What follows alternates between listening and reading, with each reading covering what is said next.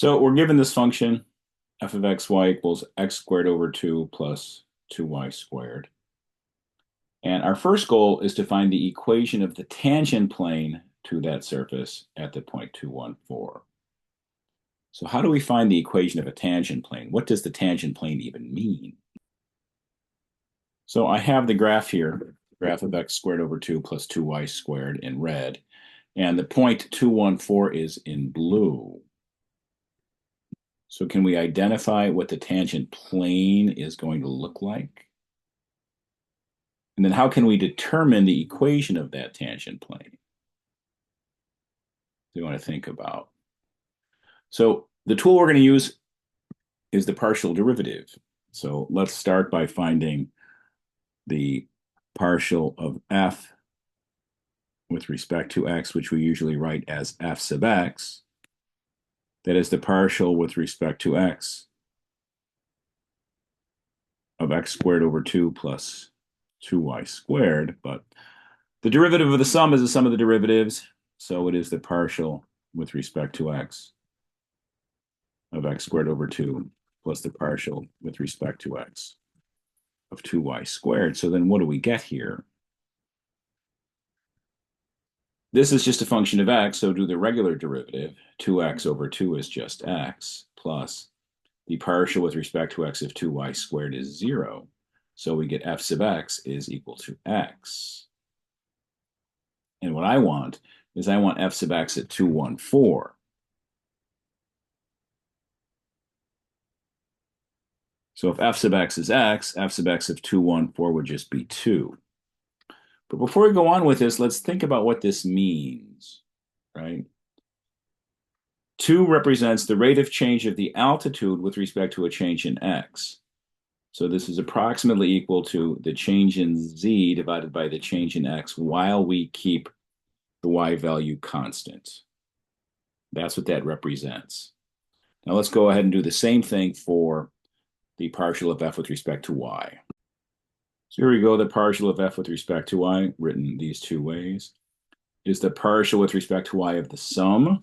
So we take the partial with respect to y of the first piece plus the partial with respect to y of the second piece. This is perceived as a constant because y is perceived as a variable, that's 0.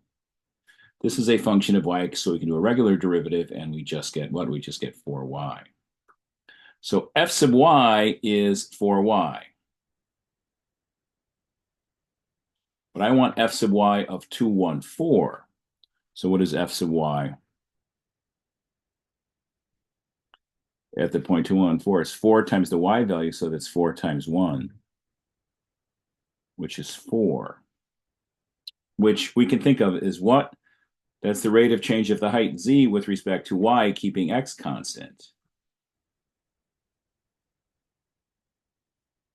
So we want to keep these ideas in mind because we're going to want to convert them into vectors. So how does the partial derivative relate to a vector, which will give us the tangent plane? That's the question I want to ask now.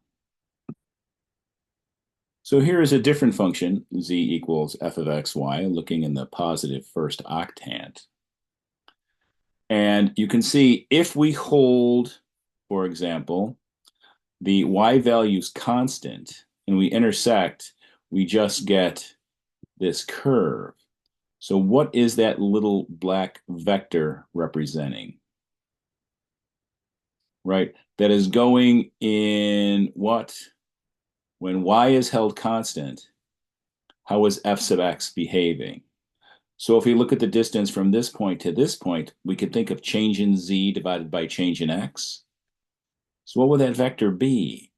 There is no change in y. We'd have the change in x, comma, 0, comma, change in z. How about this direction? X is held constant.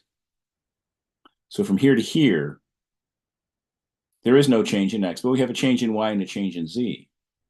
But the slope is the change in z divided by the change in y. Here, the slope is the change in z divided by the change in x. And those slopes represent the partial derivatives. So what do I mean by that?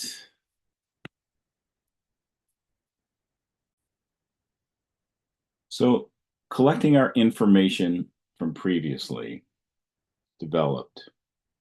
And I want to think of these two things similar to those black vectors I just saw. So vectors are all of the form change in x, change in y, change in z. The vector I'm going to get here I'll call v1 is going to be in that form. The vector I'm going to call v2 is also in the form change in x, change in y, change in z. But if I'm doing f sub x here, there is no change in y because x is perceived as the variable, y is perceived as a constant. So in essence, what we get here is change in x, 0 change in z. And what I get here, similarly, for my second vector, y is perceived as the variable, x is not changing. So we have 0 change in y, change in z. So now what do I need to do here? How can I finish this up to find vectors in the tangent plane? Change in z divided by change in x is 2. So how about change in z divided by change in x is 2 over 1? So if that's the case, the vector I get is 1, 0, 2. Change in z is 2, change in x is 1. Over on this side, we have change in z over change in x is 4. Let's make it 4 over 1. That would make change in z 4 and change in y. There's a typo there, correct? Let's fix that. That's change in y here because y is perceived as the variable. So change in z over change in y is 4 over 1. So what do we get for this vector?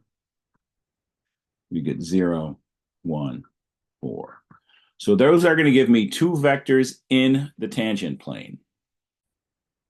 So I have this surface and I have those two vectors just mentioned, and those two vectors will lie in the tangent plane. Maybe you can convince yourself looking at this. So how can I find the equation of that tangent plane? V1 is here, V2 is here.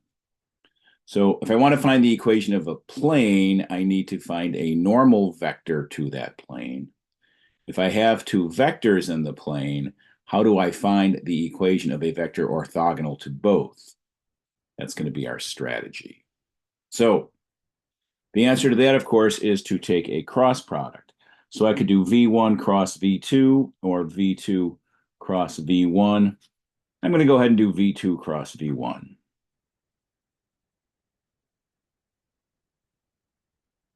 And then what do we get there? We have IJK, V2, 014, V1, 102. So V2 cross V1 should be the normal vector to the tangent plane. So the normal vector to the tangent vector, normal vector to the tangent plane is going to be what? We go plus minus plus across the top. Let's not forget that. Then what do we get? We get plus I times his minor, 1402, minus j times his minor, 0412,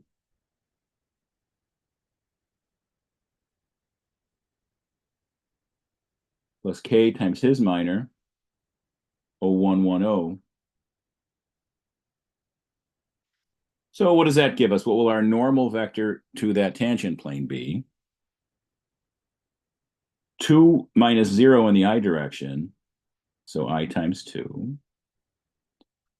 minus j times 0 minus 4, j times negative 4, plus k times 0 minus 1, k times negative 1. So what do we get for our normal vector? It is in the x direction, it's 2. In the y direction or j direction, it's 4. In the z or k direction, it's negative 1. So we have an n of 2, 4, negative 1. So now let's think about how this is going to give us the equation of the tangent plane.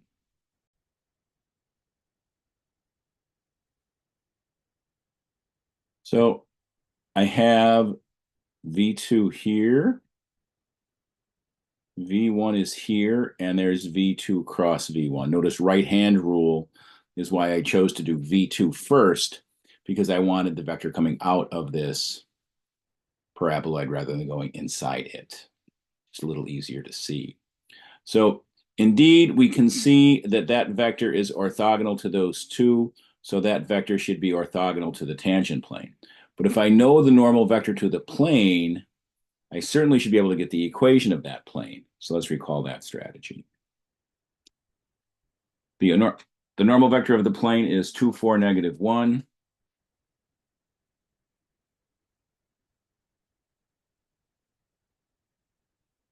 What is a point on the plane? The point on the plane is the point that we started with, which is 2, 1, 4. So what is the equation going to be?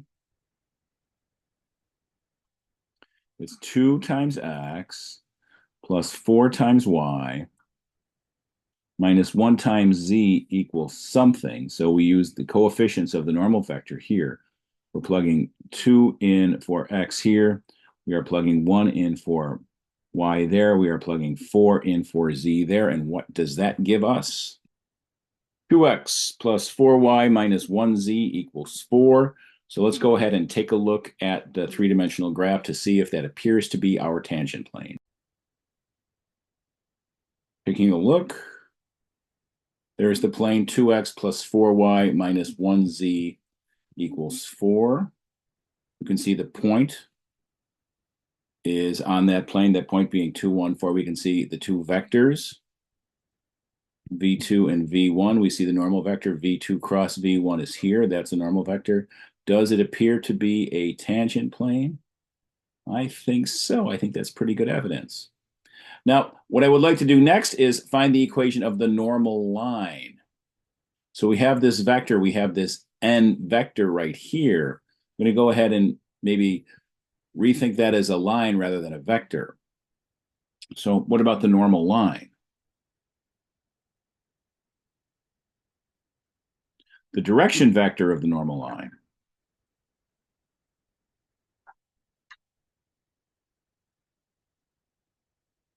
is 2, 4, -1, and the point on the normal line is 2, 1, 4. So in terms of writing it in parametric form, x of t equals y of t equals z of t equals. We're starting at our point 2, 1, 4. Our change in x is 2 plus 2t.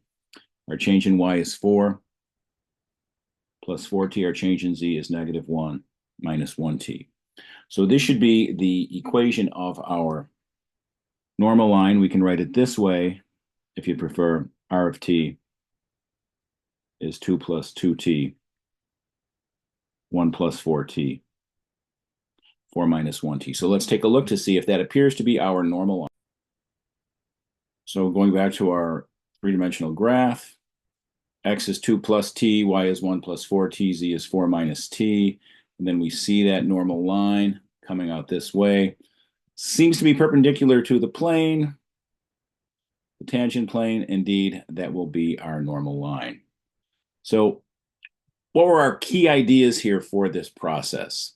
Let's think about that again. Key ideas. The first idea was to construct the partial derivatives, both f sub x and f sub y. Next, we converted those partial derivatives to vectors. So we know in the case of f sub x, y is perceived as a constant, so only change in x is happening and change in z is happening. But change in z divided by change in x is f sub x. So if I make f sub x in the third slot and 1 in the first slot, we see f sub x divided by 1, change in z divided by change in x. Same thing here with the y as we convert that partial derivative into a vector. Normally speaking, change in x, change in y, change in z, but there is no change in x. You've got to fill change in y, change in z. But we know change in z over change in y is f sub y. So make change in y1 and make the third slot f sub y. So that is our second stage of this process. Next, we take the cross product of those two vectors, and that gives us the normal vector. Finally, we use the normal vector to construct the equations of both the tangent plane and the normal line. And of course, you need the initial point to go ahead and finish that process.